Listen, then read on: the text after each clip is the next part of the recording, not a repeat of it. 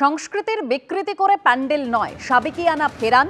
থিমের নামে ধর্ম সংস্কৃতি বিকৃত করবেন না, যদি তা হয় তাহলে বন্ধ করে দেওয়া হবে, হুঁশিয়ারি বিশ্ব হিন্দু পরিষদের। আমাদের সনাতন সংস্কৃতিকে অবলম্বন করে যা কিছু আপনারা প্যান্ডেল করুন, কিন্তু সংস্কৃতির বিকৃতি করে দিয়ে এরকম ধরনের জুতোর প্যান্ডেল বা আপনার ধরুন ছেঁড়া কাপড়ের প্যান্ডেল, তারপরে আপনার ধরুন সেই ভাঙা চুড়ি দিয়ে ঠাকুর তৈরি করা, এর নাম থিম, এরকম ধরনের এগুলোকে আপনারা বন্ধ করুন। সাবেকিয়ানা নিয়ে আসুন, ঐতিহ্যকে বহন করুন, বাংলাকে বাংলার মতনভাবে পুজো করতে দিন। এতে থিম বলে এটাকে লোক আকর্ষণের নামে আমার ধর্মকে, আমার সংস্কৃতি বিকৃত করবেন না, এটা আবেদন। যদি হয় তাহলে সত্যি আমরা বন্ধ করব। তো মূর্তির মধ্যে যে মাতৃত্ব, তাকে বজায় রেখে আপনারা মূর্তি গড়বেন বা পূজা করবেন। যদি এ ধরনের আপনারা মূর্তি করেন তাহলে পরে সেখানে আমাদের আপত্তি থাকবে। দুর্গা পুজোটা সম্পূর্ণ সনাতনী পুজো, হিন্দুদের পুজো, এবং সেখানে নির্দিষ্ট মাতৃমূর্তি প্রতিমার মধ্যে ফুটিয়ে তোলার কথা শাস্ত্রে বলা আছে, সেইটাই হোক না। সরকারের কাছে আপিল রাখবো যে বিসর্জনের দিনই যেন বিসর্জন হয়। কার্নিভালও যদি হয় তাহলে বিসর্জনের দিনই হোক।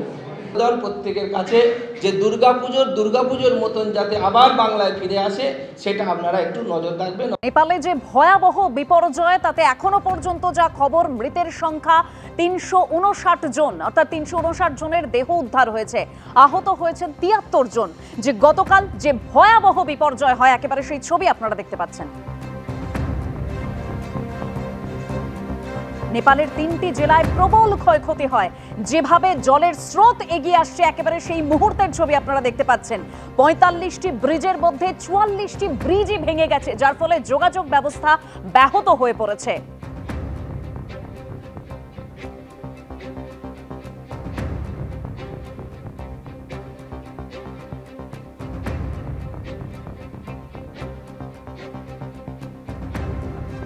ঠিক যেরকম বলছিলাম, নেপালের এই ভয়াবহ দুর্যোগ, যার ফলে যোগাযোগ ব্যবস্থা বিচ্ছিন্ন হয়ে পড়েছে। কাঠমান্ডুর ছবি আপনাদের সামনে রাখবো, যেখানে পণ্যবাহী ট্রাক দাঁড়িয়ে রয়েছে। পর যে ছবি দেখতে পাচ্ছেন, আমাদের প্রতিনিধি প্রতিবেদন তুলে ধরেছেন সুকান্ত মুখোপাধ্যায়, দেখুন।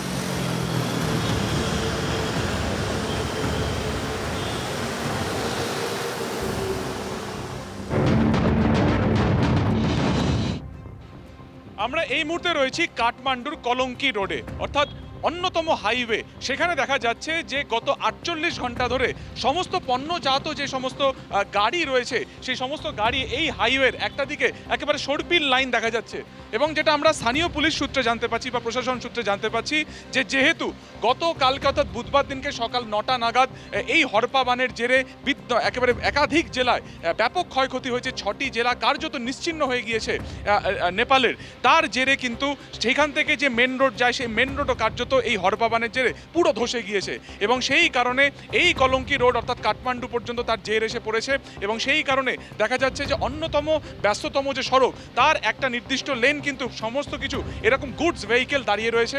অর্থাৎ যেখান থেকে এই রাস্তা ধরেই নেপালের মাধ্যমে বিহার, উত্তরপ্রদেশ, মধ্যপ্রদেশ এবং রাজস্থানের বিস্তীর্ণ জায়গাতে সমস্ত সামগ্রী যায় বা নেপালে ঢোকে, সেই সমস্ত যে ট্রাক রয়েছে, পণ্যবাহী ট্রাক, সেই সমস্ত ট্রাক কিন্তু রাস্তার একটা নির্দিষ্ট জায়গাতে লাইন দিয়ে দাঁড়িয়ে রয়েছে।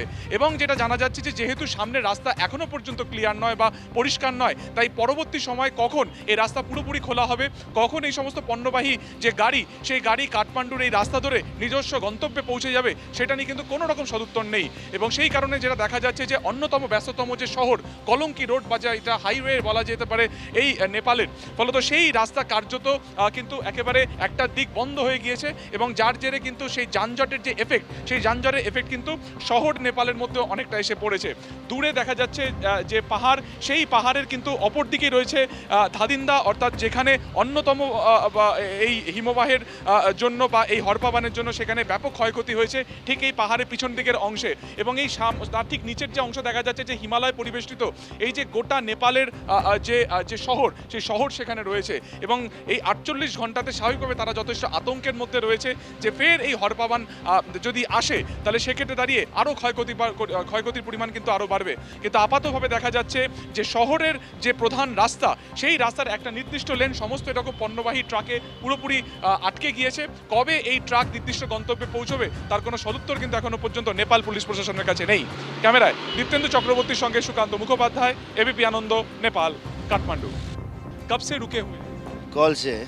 क्या बोल रहा है हड़प्पा बांध के वजह से? हाँ वो बंद, उसको बंद से अभी कॉल 2 बजे थे इधर खड़ा है। गाड़ी यूपी में भी जाता है, यहाँ पे बहुत सारा मैंने शहर पे भी जाएगा, इंडिया पे भी जाएगा, तो यहाँ पे रुका हुआ है बहुत सारा गाड़ी पे, तो सामान भी है। हाँ कोई किसी गाड़ी में सामान भी है। हम वहाँ जब आया पैरो आया वहाँ पे लगभग हम लोग आधी घंटा का लेट थे, वरना हम लोग भी साथ साथ में चले जाते हैं। तो वहाँ से आधा घंटा ऊपर आ गए। क्या ऊपर आने के बाद हम लोग सेफ हो गए। बिहार का हुआ, यूपी का हुआ, उत्तर प्रदेश, सब सारी जगह गाड़ी है वहाँ पे। अब खाने पीने का सामान है, अब कभी होटल मिल जाता है, कहीं टॉयलेट नहीं है, कहीं क्या है समझ। अभी बोल रहे हैं शाम तक सफ़ा कर रहे हैं रास्ते में बैरेनी में, अगर वहाँ सफ़ा हो जाएगा तो खोलेगा। फिर अलर्ट कर दिया है कि फिर से आने वाला है बोल के 3 दिन तक। उसके बाद हो सकता है जो बीच में गाड़ी फंसा हुआ है उसको निकालेगा, उसके बाद नहीं जाने मिलेगा। क्या এই রাজ্যের 32 জনের একটি দল কৈলাস মানস সরোবর বেড়াতে গিয়ে নেপালে দুর্যোগের কবলে পড়েন, যার ফলে তাদের কোনো খোঁজ পাওয়া যাচ্ছে না। উদ্বেগে রয়েছে তাদের পরিবার। খোঁজ নেই সার্ভে পার্ক, দুর্গাপুর, বসিরহাটের দম্পতির, নিখোঁজ তারকেশ্বর, খড়গপুর, সোনারপুরের বেশ কয়েকজন পর্যটক।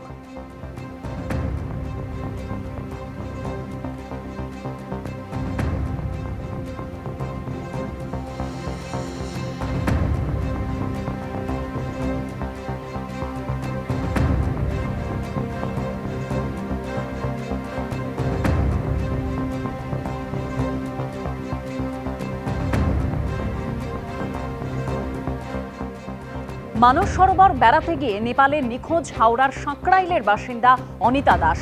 উদ্বেগে তার পরিবার। গত 21শে অগস্ট কলকাতা থেকে কৈলাস মানস সরোবরে ট্রাভেল এজেন্সির সঙ্গে রওনা হন বছর 68-র ওই বৃদ্ধা। গত মঙ্গলবার বৃদ্ধার সঙ্গে শেষ কথা হয় তাঁর ছেলের, দাবি পরিবারের।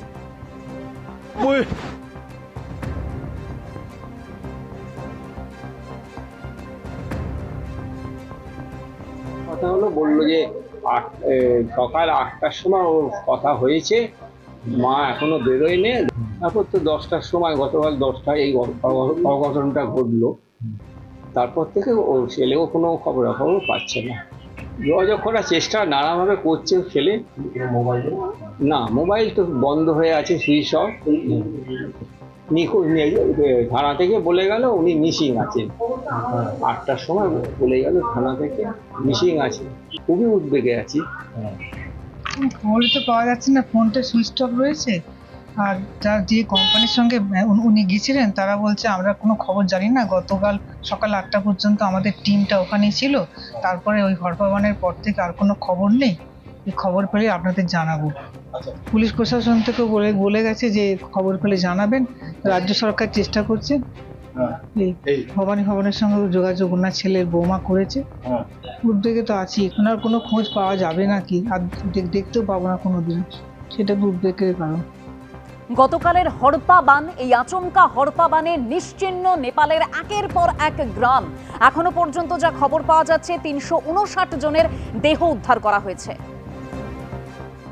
আমাদের মনটা খানিকটা বিচলিত রয়েছে, কারণ আমাদের প্রতিবেশী বন্ধু রাষ্ট্র নেপালে যে ভয়ঙ্কর বিপর্যয় হয়েছে তাতে প্রচুর মানুষের মৃত্যু হয়েছে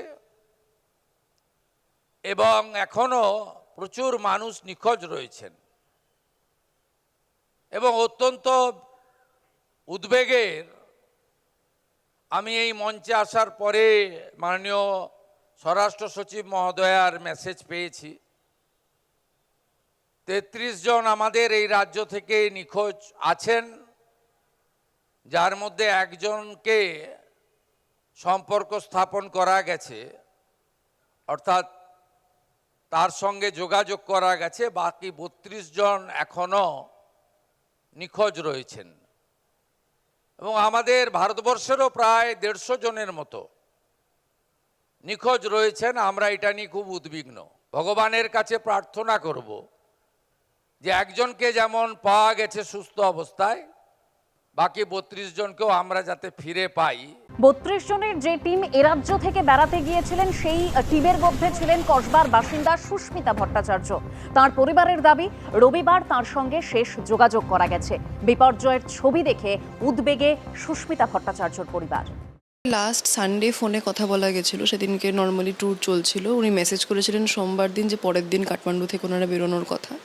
কাঠমান্ডু থেকে বেরোনোর পর কাল থেকে আর কোনো কন্ট্যাক্ট করা যায়নি। তো ওনাদের কালকে রাতের পরশু থেকে, তো আগের দিন বললো যে নেপাল টিবেট বর্ডারে ওনারা পৌঁছেছিলেন, যেখানে থাকার ছিল। সেখান থেকে পরের দিন ইমিগ্রেশন করে টিবেটে ঢোকার কথা ছিল।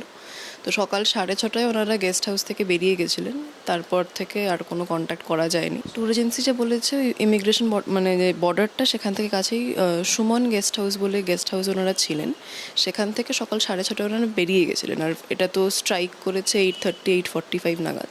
তো ওরা এজিউম করছে হয়তো ক্রস করে যেতে পেরেছিল বা পারেনি, শিওর বলতে পারছে না, তবে ওই টাইমটা ওটাই আর কি। একজন কাউকে রেস্কিউ করা হয়েছে এমন সংবাদ আপনারা পেয়েছেন?